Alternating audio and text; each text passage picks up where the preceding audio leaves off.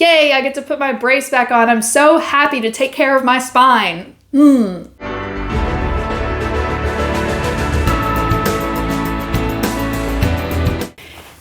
Hey there, it's actually Amanda, a woman living life at the intersection of autism, scoliosis, homeschooling, and real estate.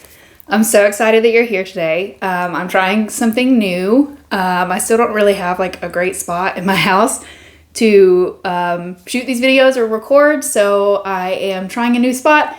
Have kind of a ridiculous setup right now with my son's microphone from his computer on a stool right in front of me, and drug up a chair from my dining room. So if any of those things that I'm going to be talking about on this channel sounds good to you, I would love it, and you would truly, truly make my day if you would give me a like or a comment or even subscribe to my channel. I'm brand new still. I consider myself to YouTube, but you're not new to YouTube. You know what to do. So thank you so much for your support. So in last week's video, I talked about my recent autism diagnosis. I am a late diagnosed woman. I was diagnosed literally on my 36th and a half birthday last month in November 2023. So I am still working on kind of like observing my life and like wrapping my head around what this diagnosis means.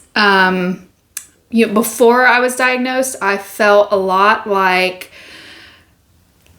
this overwhelming feeling that I have all the time is like, it must be normal, right? Like other people must feel this way. And it's just not the case. It means that the anxiety and the overwhelming sensations that I feel actually have a reason, and it has a diagnosis to go with it. And it's just been so relieving and helpful for me to be able to experience the life I experience, but be able to notice and say, oh, hang on a second, I'm getting a little dysregulated, or oh, hang on a second, this is really overwhelming. I need to take a second and let my body calm down. And I am trying, I think I'll be trying for the rest of my life, but I'm trying to learn to rest and to not push myself as hard as I possibly can, because that's what my type A personality likes to do. So trying to support myself, trying to provide wonderful, loving self-care for me. But anyways, that was in last week's video. I'm going to link it down below in the comments if you want to go back and you want to watch it. This week I wanted to talk about another piece of my life that has been absolutely huge. It's been a defining piece of my world since I was a kid. So I have severe unfused scoliosis. I have a backwards S-curve in my spine. I have a 37-degree curve in my thoracic spine and a 47-degree curve in my lumbar spine. I also have a spinal cord stimulator that I just had put in my back just this past summer in August of 2023 after I did the trial in June of 2023. And it's really, really helping manage my chronic pain and helping manage having a spine that is borderline surgical, but kind of being too old to be fused. I mean, it's not necessarily that I truly am too old. My neurosurgeon has told me, that he can do the surgery and that he can make me military straight, and that I will never ever slouch again. But I am osteopenic already, which means that I'm losing bone density. So I try to focus on working out, and I take a calcium supplement because I am only 36, but he said that he would expect a bone density report that I got in someone that's maybe 10 to 15 years older than me. So it's very important to me to take care of my body and my bones. So anyways, let me take you all the way back to when I was about 12 years old. So at the time I was doing gymnastics and I really, really loved it. Me and my little sister did it together.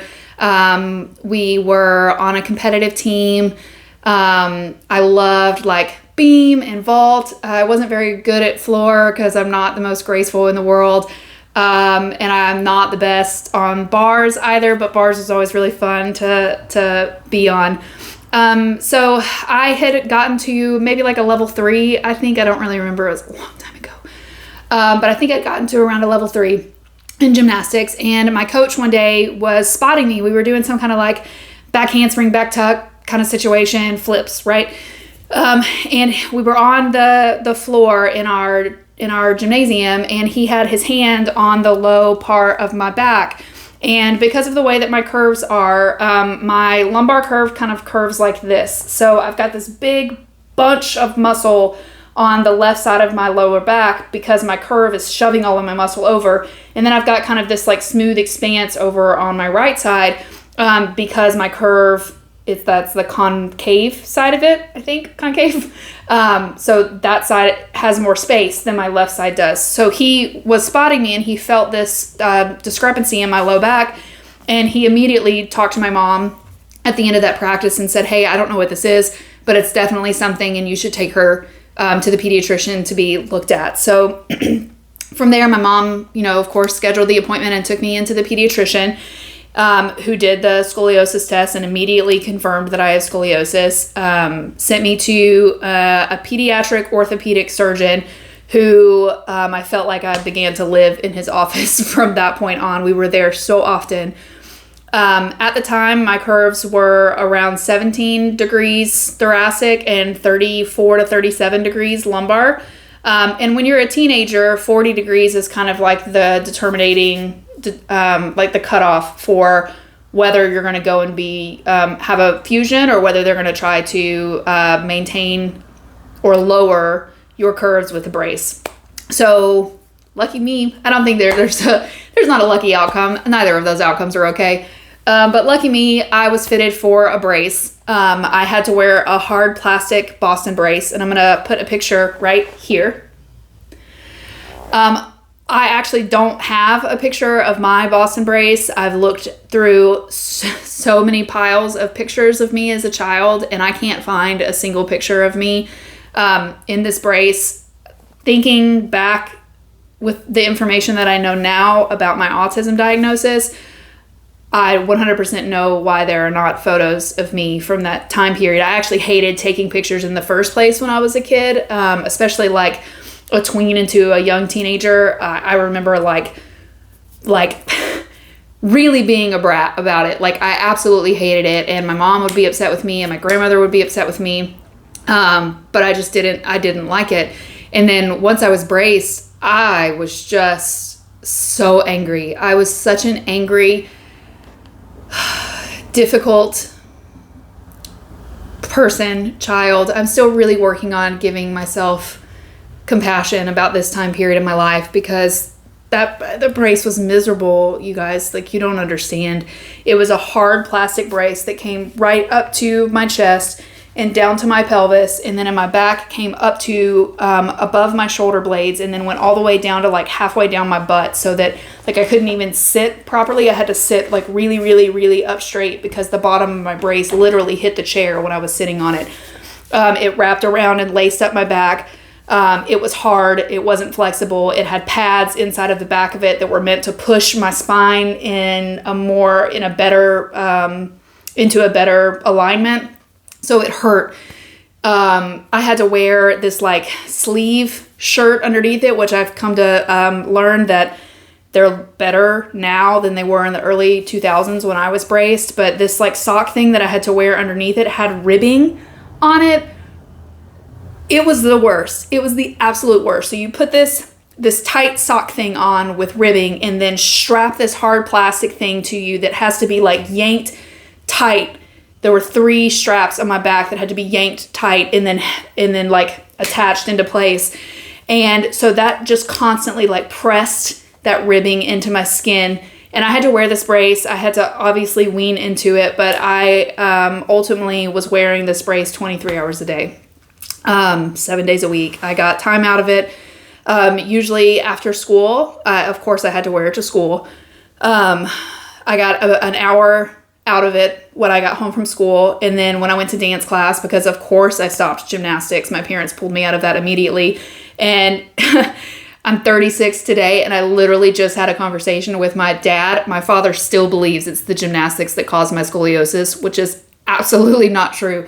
But at any rate, they pulled me out, and the doctor said, she needs to stay active. She needs to be doing something. Dance is a great thing to put her in. So I took dance and I really loved it. I did ballet and I did jazz. I wasn't very good at it. I'm not the most coordinated person in the world. But I tried, and I made it in ballet into practicing on point, and I still have my point shoes. I love them. Even though, of course, like I said, I wasn't any good at it, but I loved it and it made my heart happy, and it was time out of my brace at the time. So I was here for it. Let's go back to wearing my brace at school. That was one of the most difficult experiences. I went to a small private school that had a dress code. Today they actually have uniforms at that school, and I think that my experience would have been even worse in the current with a uniform dress code. But we just had a very specific dress code, like certain types of pants, skirts that you could wear, shirts, etc. And the problem was that my brace didn't fit underneath anything that was, anything that fit the dress code. So my parents bought me a lot of those. If you're my age, you'll remember these pants. You remember those snap Adidas pants that like snapped all the way down that you could like rip up the sides? Those Adidas track pants those are what I lived in at the time because they fit comfortably over my brace. And then I got to wear a t-shirt over my brace. Sometimes I got to wear a hoodie if it was cold, and that was not in dress code. And it was so difficult for me because of how much my friends made fun of me and said things like, I wish I had scoliosis. I wish that I had to wear that brace. I wouldn't have to wear this stupid dress code and be dress coded all the time and have to go to the office. And I just hated it because I just couldn't understand, like, how can you say something like that? Like, I am literally having my body constricted into this awful, awful brace. And I'm being squeezed. I can't go to the bathroom by myself. I have to go to the nurse. My mom had to come and teach the nurse how to take me into and out of my brace so I could use the bathroom. It's just a nightmare, and it drove me crazy. My friends would pretend that I had a six-pack, and they would, like, punch me in the stomach in the hallway. And it was all playful. I don't truly feel, even now, I don't truly feel that it was, like, bullying. Like, I wasn't being targeted or anything like that. It was just that I was different from all of my peers, literally all of my peers. I didn't know anybody else who A, had scoliosis, or B, was braced like me. And they noticed it was a difference that made me stand out. And that's not something that I like. I don't prefer to be in the spotlight for something that makes me weird or different than most people. I have no problem like taking on a leadership role and standing up in front of people. I don't mind doing things like that, but being a leader is not the same thing as being different from your classmates. So that was really, really difficult for me. So I'd have these experiences at school. It was awful for me to sit in a desk at school. So uncomfortable, especially like the chairs that had like the curved like butt part where your butt's supposed to like fit in it. Mine didn't with that brace on. It's just horribly uncomfortable, horrible experience. And when I would get home and I'd have my hour out, I remember being awful for my family when it was time to put my brace back on. And maybe it wasn't like that all the time. Of course, our memories they're not 100% perfect, especially not in a traumatic time like what I was experiencing. But I don't remember being like, that was never how I was. I was angry. I remember my mom used to have to go to lengths to like call my grandparents over so that my granddad, who was like 6'3" and a really big guy, would kind of like, he would force me. He would physically force me to put my brace on. And I felt, wow, I'm like choking up a little bit talking about this. I felt so out of control of what was happening to me and what was happening to my body. I had no say-so about it. I wasn't asked if I wanted to be braced. I wasn't asked if it was okay. I wasn't asked how I was doing, how I was managing it. And it was really, really difficult on young Amanda, on little Amanda. And I didn't have the words at the time. And the only thing I had was anger. That's how it came out, was anger. I was angry at everybody. I was angry at my parents. I was angry at my sisters. I was angry at my friends. I was angry at my life. All I wanted to do was escape. I fantasized about movies like Coyote Ugly, where this Jersey girl gets in her car and moves to New York City and goes and makes a life for herself. Like, that's all that I wanted to do, was run away from the life that I had and go and find any other life that was different than mine. But at the time, I didn't have the words. I couldn't have articulated that to anybody. I didn't have a support group. I didn't have, like I said, I literally knew 0 people like me. 0. I didn't have anybody to talk to. I wasn't in therapy. I should have been in therapy, but I wasn't. And so it just manifested itself as anger. I actually recently talked to a friend that I went to school with. Millie, hush. Sorry. Emotional support doggies in the house. Anyways, I recently talked to a friend of mine that we went to school all together from kindergarten all the way to our senior year. And she told me that I expressed this to her. I told her, I talked a lot about being braced, and she told me that was not her experience of me at all. That's not what she remembers. She said she remembers me being very strong and resilient, and that she was so impressed by the way that I carried myself and managed myself during that time of my life. And I don't remember that at all. That wasn't my experience. So I must have done a fairly decent job while I was at school and at church and around other people of kind of holding it together. But I definitely exploded and let it all out at home. Anyways, so the brace years were really difficult. I'm going to make another video specifically about that, and about ways that if you are a parent of a child who is braced, or you are a child who is currently braced, how you can either help your child or help yourself through this time period, because I've been there and I've done it, and I needed this video. I needed somebody to do this for me. But anyways, right now we're going to fast forward a little bit to when I was like 16. At this point, I'd been in my brace for about 3 years, and I had multiple iterations of the brace. Every time that you grow and your brace gets uncomfortable, they have to go in and make you a new one. They're not adjustable. I mean, really, they can take the pads and manipulate the pads a little bit, but once you start, you're growing in height. Once things are changing, you have to get a new brace. So I think I probably had 3 or 4. I don't really remember, but by the time I was 16, I had taught myself how to take my brace off, and the braces are supposed to be worn until you stop growing.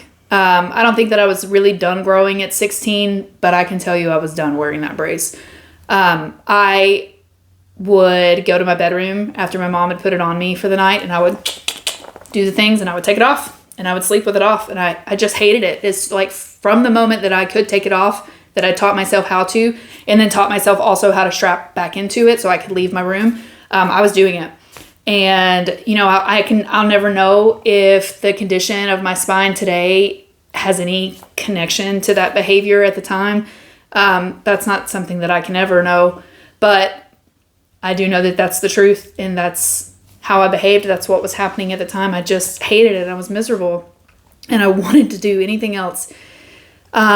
Shortly after that, probably 17, for sure by 18, I was released from my pediatric orthopedist. He told me and my parents that my spine would stabilize, it had stabilized, I was done growing, and it wouldn't get worse anymore. So from that point, I went forward with my life. I graduated high school. I went to college. I kind of forgot about my back. I mean, it hurts. My back hurts all day, every day. It has hurt since before this diagnosis. I truly don't remember a time in my life when my back didn't hurt. So I just went about my life. I was a normal college girl. I partied way too hard, but I really enjoyed making friends with new people who didn't know me as this person who had grown up wearing this awful brace. And my back, I stopped. I didn't go to the doctor. My pediatric doctor had told me that everything was going to be fine and that it would be stabilized. So I didn't go to the doctor for a really long time. I finished college. I graduated when I was 22. I met my husband while we were in college, and I got married when I was 22. I want to talk about him in another video, but yeah, we got married when we were 22. I had our first at 23, a little boy, and then another boy at 25, and then our third and last boy at 27. And with each of those pregnancies, I noticed that my back was just awful. Of course that makes sense, right? You've got this big round belly that's pulling on your spine. And with my worse spine, like the worst part of my spine being in my lumbar, of course, you know, the weight of that belly and just the weight of pregnancy itself probably impacted my spine.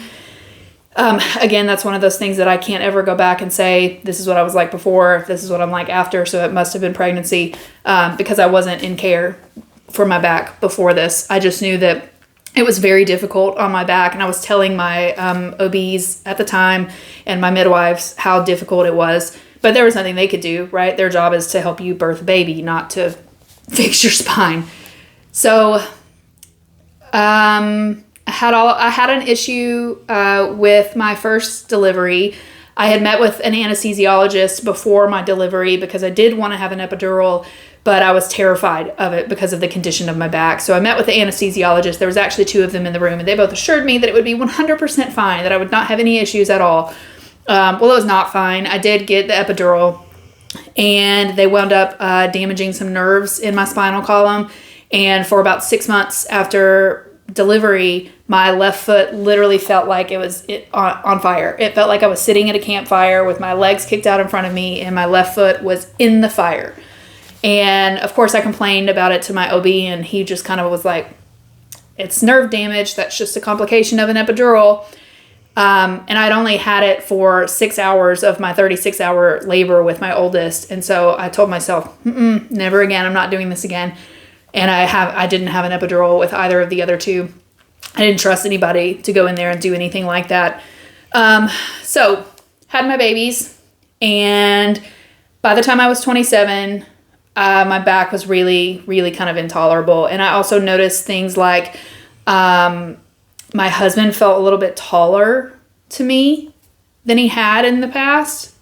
And obviously it wasn't that he was growing in our late 20s. The answer was that I was shrinking.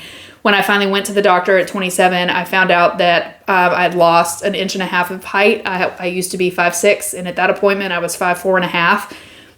And I was very upset and actually told the nurse, no, stop, measure me again. Like, you obviously didn't do that right. I'm 5'6", I'm not 5'4.5". And she was like, best I can do is 5'4 3/4.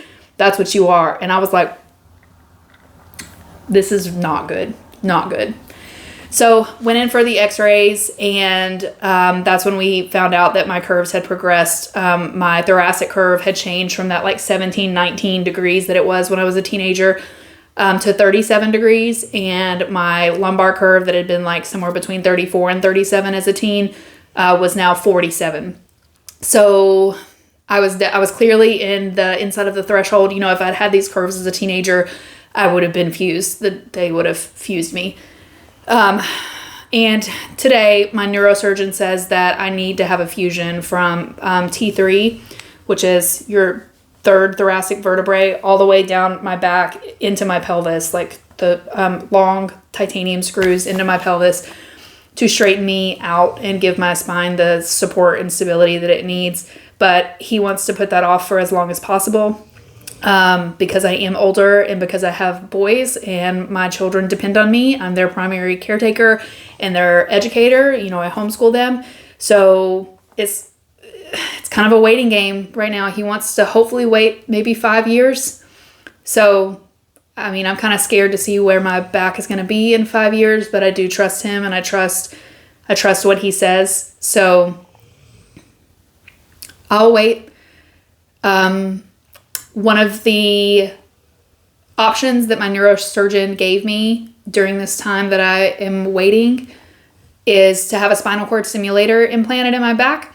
And it's actually a 2-phase device that you have to go and do. You have to have a trial procedure first where they put the leads into your spine, and then everything else is outside. I'm going to explain more in a second. You'll understand better.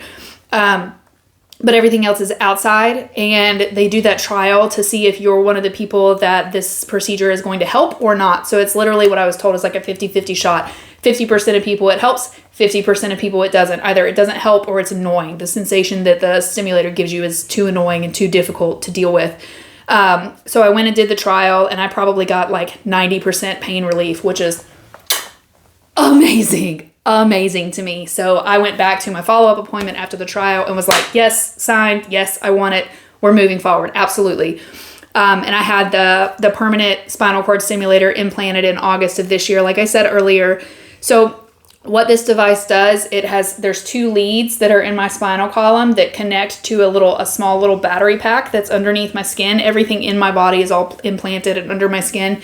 And what these leads in my spinal column do, when we feel pain in our bodies, our brain knows where the pain is happening, and you do feel it in that area, but it's your brain interpreting that message. It's your brain saying, ouch, I don't feel good. Ouch, I don't like that. Ouch, this hurts. And it's sending those signals saying that you're in pain, and that's what you're interpreting, and that's what you experience when you're having pain. So what this stimulator does is that it actually interrupts the pain messages as they travel up my nerves and get into my spinal column and are going up my spinal cord to my brain.